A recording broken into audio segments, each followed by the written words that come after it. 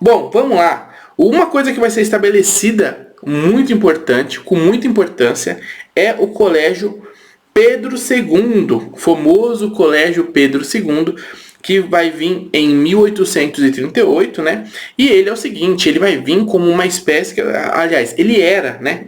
Ele era para ser um modelo de instituição do ensino secundário, né? Como se fosse o ensino médio. Era para ser um grande modelo. No final das contas, esse investimento foi uma espécie de um fracasso.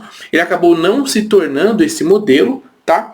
Mas ele se tornou uma outra coisa importante, né? E o autor vai escrever assim, ó. Ele vingou com instituição de como, né, uma instituição de ensino preparatório para o ensino superior. Então, no caso, eles começaram a focar em preparar aquele grupo para o ensino superior e foi nisso que ele ficou especializado, porque ele foi se retendo em si mesmo, né, criando fórmulas e tudo mais, aonde no final das contas ele não se tornou um exemplo, né, que ele gostaria, um modelo para a instituição do ensino secundário, mas ele se tornou sim um lugar onde se prepara as pessoas do ensino secundário para o ensino superior, certo?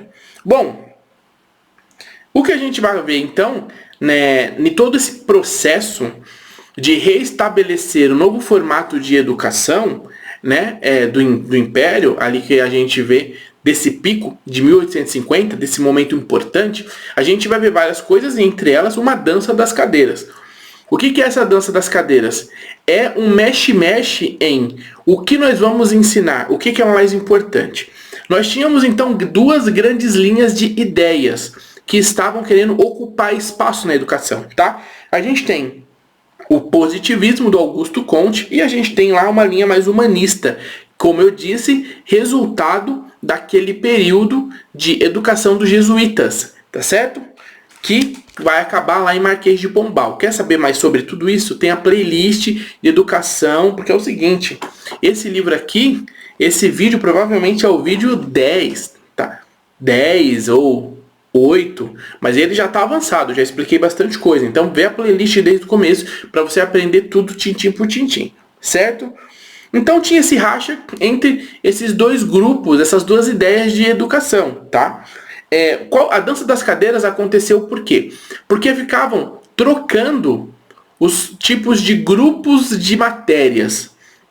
Então, quando o poder político conseguia um espaço maior e uma influência maior na educação, eles estabeleciam, por exemplo, os positivistas, né?